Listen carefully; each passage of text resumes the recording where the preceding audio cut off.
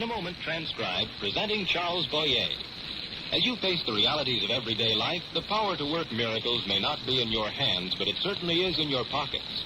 Through your contributions to the American Red Cross, miracles of mercy are performed every day. Give generously. Give gladly. Give through the American Red Cross. And now, presenting Charles Boyer.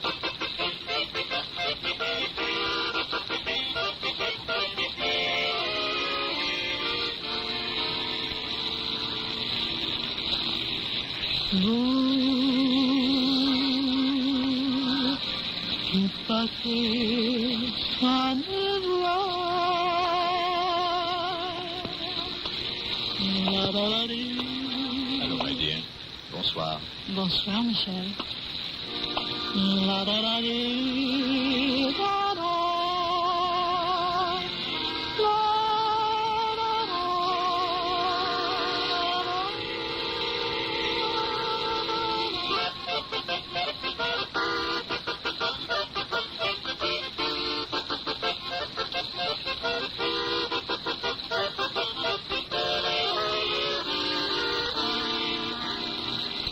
The National Broadcasting Company takes pleasure in presenting a new series starring Charles Boyer as Michel. If you ever visit Paris, you will undoubtedly bump into Michel. You might meet him in a dark bistro in the Latin Quarter, or at a reception at one of the embassies. On some days, he is to be found strolling stylishly in the Bois de Boulogne, and on others, in the little alleys of Montparnasse, with holes in the sleeves of his jacket.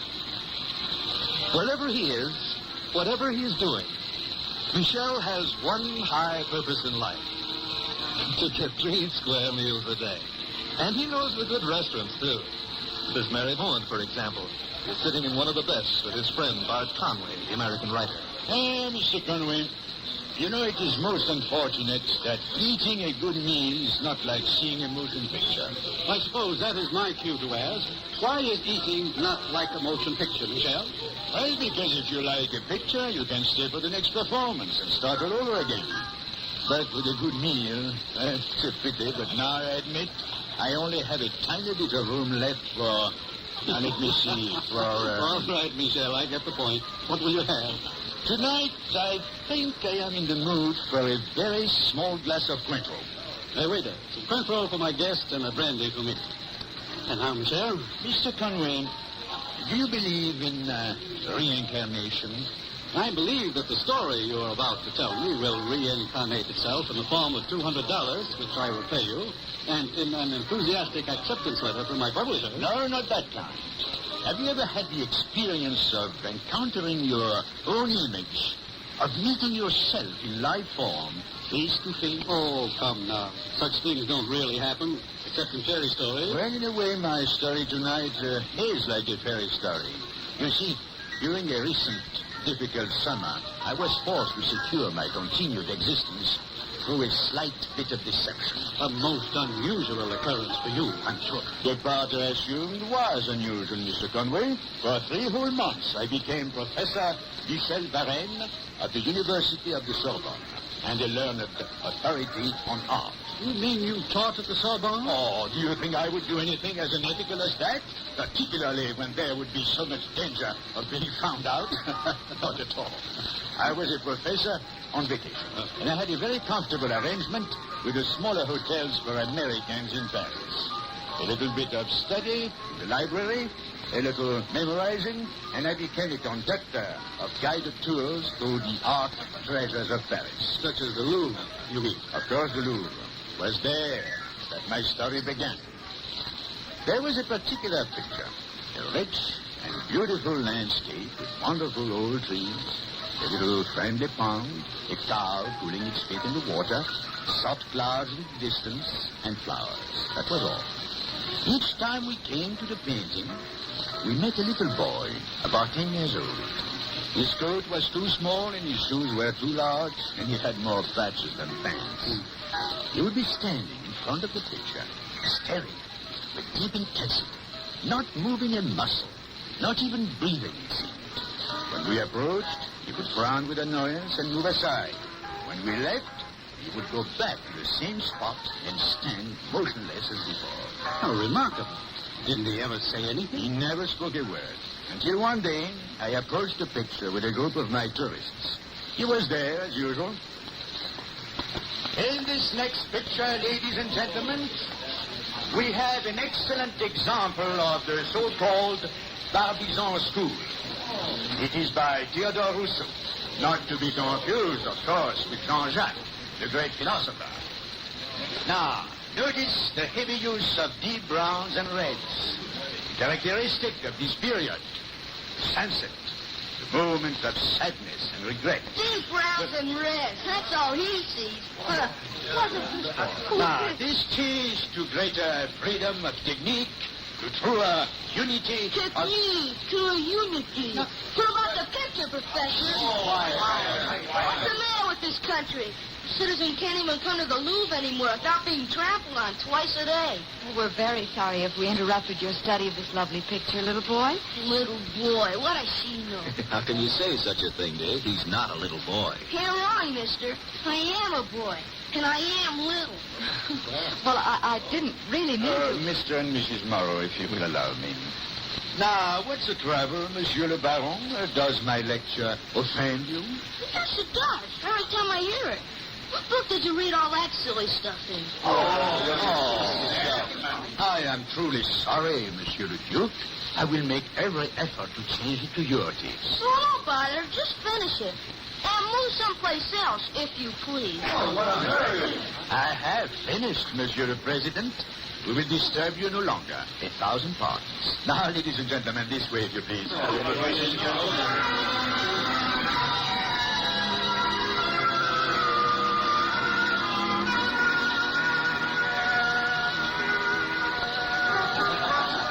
And that was how I first established a social relationship with my little friend, Mr. Conway. I would hardly call it an auspicious beginning.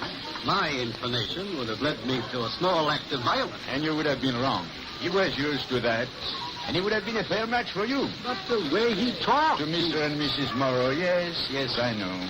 But behind that front of brass and nerve, there was something else, Mr. Conway.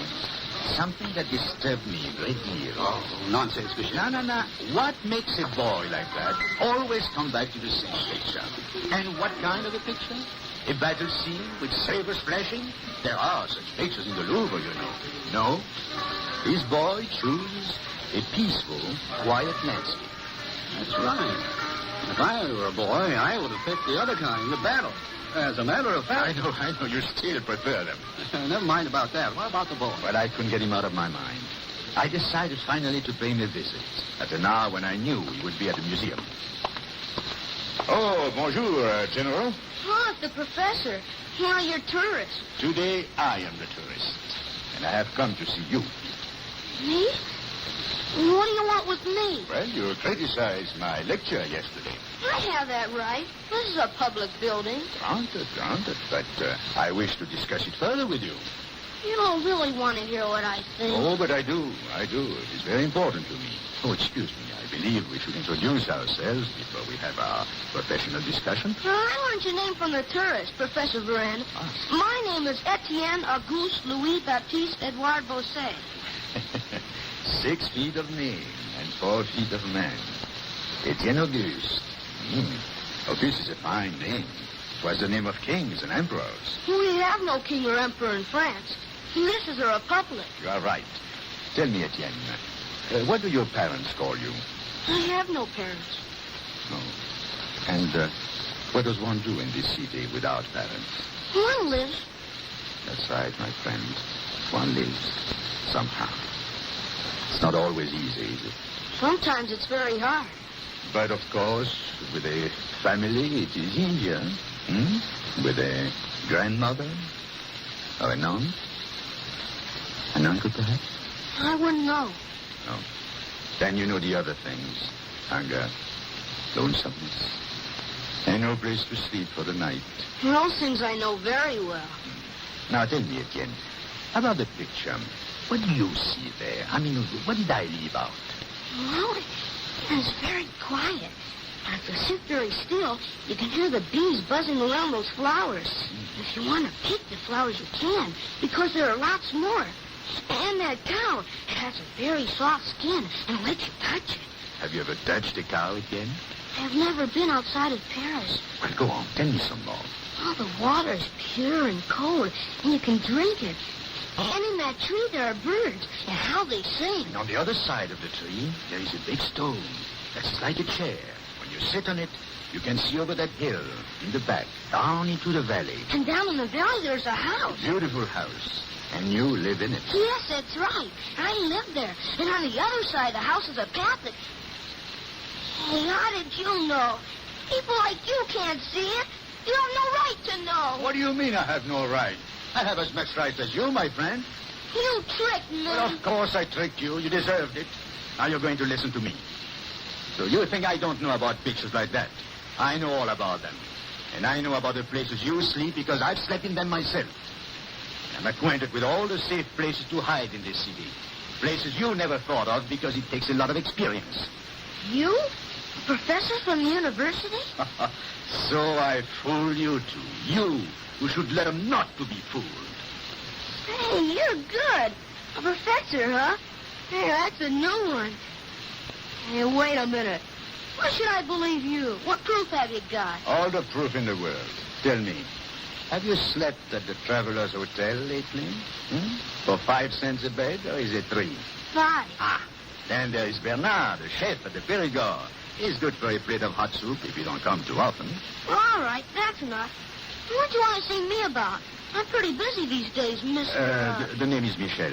Well, I came to ask you not to spoil my little business with the tourists. I'll agree to that, but you've got to keep them away from my picture. On my honor. Oh, Etienne. Yes, Michel?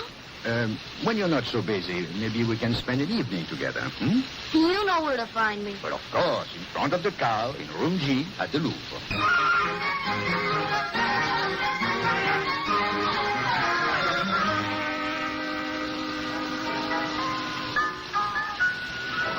So, what you saw in the little boy, Michel, was yourself. That is right, Mr. Conway. It was a very strange feeling. I wanted to do something for Etienne. I had to do something. Well, we met several times after that and talked, shop talk about staying alive. He was very wise, that little old man. And he had the kind of sharpness and courage which no 10-year-old should ever need. But what could you do for it? Well, I didn't have a magic wand. I didn't have $1 million francs. But I did have Mr. and Mrs. Morrow. You mean the couple he treated so badly in the museum? The same. A week later, the Morrows rented my professorial services for a private tour to the Palace of Versailles. In the middle of the afternoon, we sat down to rest at a cafe. You'd think a country girl like me wouldn't get so tired from walking, but I must confess I've had enough for today. You are from the country, Mrs. Morrow? Well, not exactly, Professor Beren. She was born and brought up within sight of the Brooklyn Bridge. But for the last 3 years, we have lived in the country because of my job. Well, you see, Don is an engineer. He works for the New York City water supply system, and we live in a house owned by the city about 100 miles from Manhattan. It's part of the Ashokan Dam and reservoir. And it is in the country? Oh, yes, more country than we can use. Tell me, are there any cows? Well, we don't have any, but there are lots of farms in the neighborhood, of course. It must be a wonderful place for children. It is. But we don't have any children. Oh, I'm sorry. I beg your pardon. Oh, that's quite all right. We don't mind talking about it. We wanted a family very much, but it just didn't work out that way. This trip is a result, in a way. We're sort of spending the money we once hoped to spend on our child. It's not as lasting an effect, perhaps, but it's been very nice. But, forgive me for asking you, but have you ever thought of adopting a child? Oh, of course we have. But, we've waited so long now. You are still both very young. Well, I don't know about Don, Professor, but I always like to hear things like that. Oh, you sure do. Say, what about the rest of our tour? Shall we just pretend we saw the other wing of the palace and sneak out of it? Well, of course. A palace is like a chicken. Both wings are always the same. Shall we go? Yes.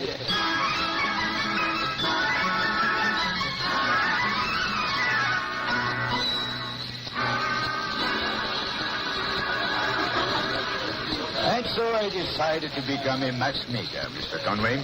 My goal was to bring Etienne and the Moros together permanently.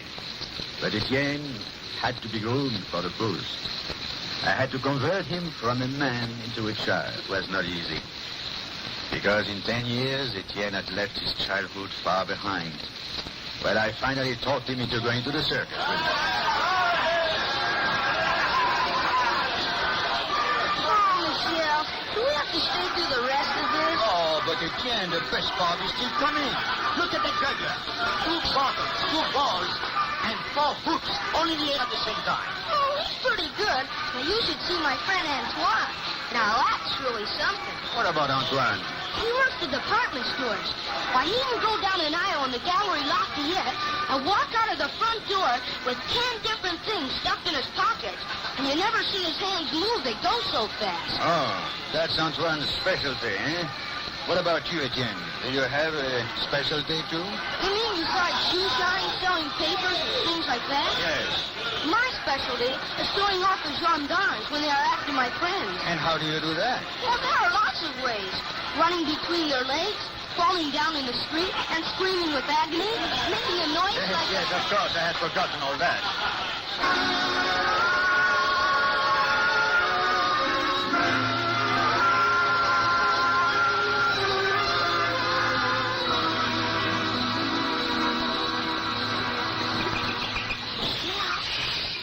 Careful. The fish will hear you. Fish can hear? Oh, the fish in the sea are very smart. They can even read your thoughts, especially when you're thinking of supper. Oh, Etienne, you're right. What? You hooked one. Put it in. All right. Oh, that's right. Open the bank now. There. Now we get the hook out. There. Oh, that's a beauty, Etienne. Bravo. 2 pounds at least. Now put it away, quick. Yes, Michelle. What are you doing? Why are you hiding it in your shirt? You just said... I said put it away, not hide it. That fish is yours. What's the matter with you, anyhow? Don't you trust anybody? You can't yell at me like that. Why shouldn't I yell at you? You don't even know when you're in the right. I don't need you to tell me what to do. You're right. You're right, my friend. I apologize. Your apology is accepted. Thank you. They're kind of strange, aren't they? Those big hind legs and the little ones in front. Well, you know, now that depends on how you look at it. They live in a country with no mountains, and they have to get around fast and see far ahead at the same time. They wouldn't be much good in the water, like the seal, but then the seal would have a hard time in Australia. You see, every animal, including you and me, has to adapt himself to the country he lives in. I think I know what you mean. Of course, it's not as complicated as it seems. What shall we see now, Michelle? Well, how about the monkeys? Monkeys? All right. Let's see the monkeys. Good. Now, let me see. Oh, I wonder which way we go. I don't see any signs. Oh, there is a gendarme. Go and ask him, Etienne. Me? Talk to a gendarme? Certainly. Why not? I don't talk to gendarmes. You don't? Well, that's very silly. Why shouldn't you talk to one of your servants? My servants? Well, of course. A gendarme is a public servant, isn't he? Yeah. And you're part of the public, aren't you? Suppose so. All right, then, Mr. Public. Go up and ask the gendarme.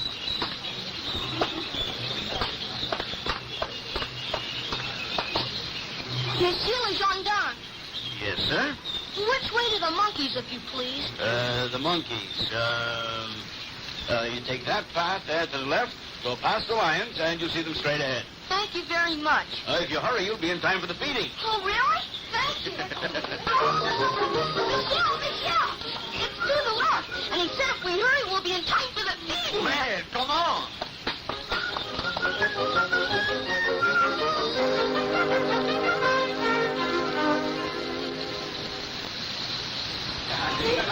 Here's a chimpanzee, Etienne.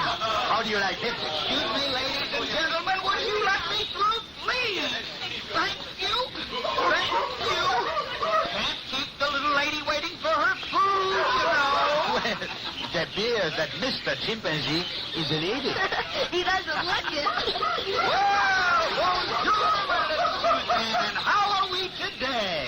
Yes, I know you're hungry. But first we have to do some tricks for the people out there. We have to be polite. They they came all this way to see you. Suzanne, how can you do such a thing? Sticking your tongue out at all those fine people. Oh, you make me so ashamed of you. I know what's the matter. You're mad because you haven't had your cigarette today. Well, here you are. Now maybe you'll be a little more pleasant. And now, my fine lady, here's your skirt and your hat. We'll have a little dance, and then we'll eat. All right, let me start the music.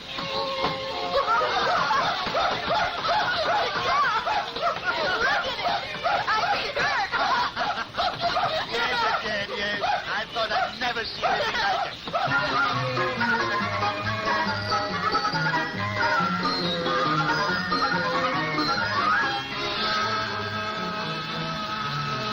That's all I know about him, Mr. and Mrs. Morrow. I wish I could tell you more, but you can judge for yourself when you see him. He's a very unusual boy. But you haven't told him anything about your idea. Oh, not a word. Professor, you understand that our decision has to be the right one. If we feel at all as though Etienne will not be happy with us, or we with him... Of course, Mr. Morrow. If the visit is not a success, well, you need only give me a sign, and I will bring it to a close. Etienne will never know. Thank you, Professor Varenne. You are very understanding. Then I may bring Etienne here? Oh, yes. At 4 o'clock tomorrow.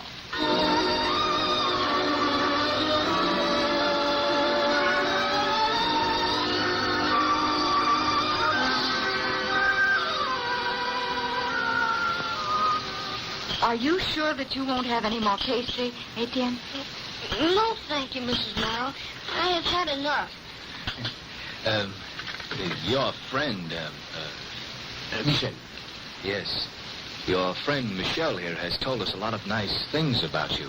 Thank you, Mr. Morrow. Well, You know, Etienne and I were at the zoo the other day. There was a most wonderful chimpanzee. oh, really? Well, tell us about it, Etienne. Well, his name was Suzanne. Suzanne. I get all mixed up. You see, before the keeper came, we thought he was a he, but he wasn't. Oh. And you should have seen the fish Etienne caught in the Seine, Mr. Morrow. Oh, really? Oh, how big was it? Oh, it wasn't so big. Only 3 pounds. Only 3 pounds. Why, that's a small whale. All right, 2 pounds. I guess we fishermen are the same the world over. Oh, but that fish was something to boast about. None of the other fishermen around us caught anything that day. But they weren't sitting next to Michel. He just whispers to the fish, and they climb right on the hook. You're very fond of your friend Michel, aren't you? Oh, yes. He's a very great man. Exaggerating about a fish, all right, but please, not about me. But he is. I never had a friend like Michel. Why, a boy like you should have lots of friends. Isn't that true, Don? That's right. Tell me, Michel, what is the English equivalent of Etienne? Etienne, Mrs. Morrow, is Stephen.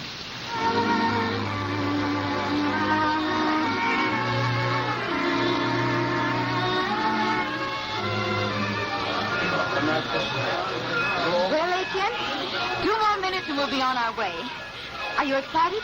Or is that a foolish question? Oh, yeah. Oh, that's I'm so wonderful. glad. Mr. and Mrs. Morrow, would you mind very much if I had just 2 minutes with Etienne? Oh, no, of course not. We'll get in the train and wait for you there. Good. The 2 of us will just stroll down the platform away. And Etienne? Yes, Michel.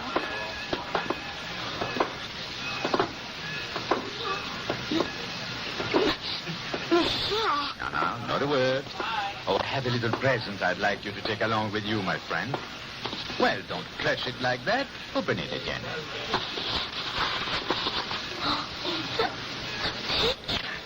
It's the picture from the Louvre. That's right, a small copy of it. Keep it with you so that if you ever need to, you can look at it and remember What, Michel? that trust and love, my little friend, are more important than anything one can imagine. Yes, Michel.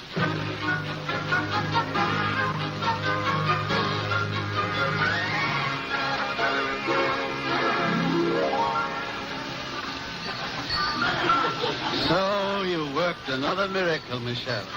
What happened to Etienne? Did you ever hear from him? Oh, very often. He has learned how to whisper to the fish in the reservoir, and he's now busy teaching Mr. Morrow the secret.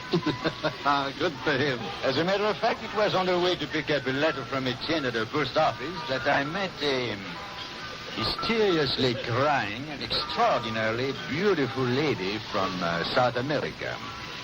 Go on, don't stop there. But I'm afraid... Well, what are you afraid of? I'm afraid, Mr. Conway, that is another story. And another $200.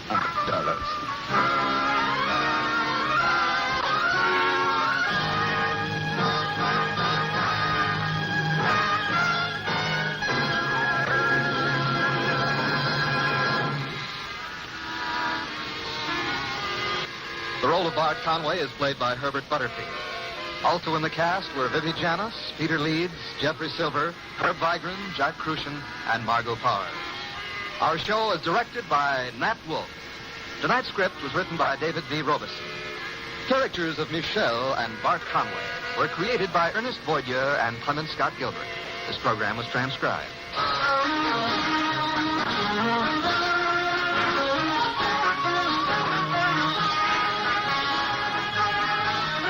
Listen again next week at this same time to Presenting Charles Boyer.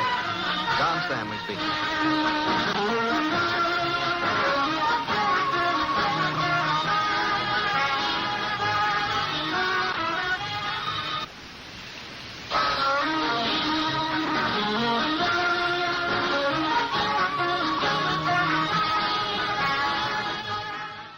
On NBC.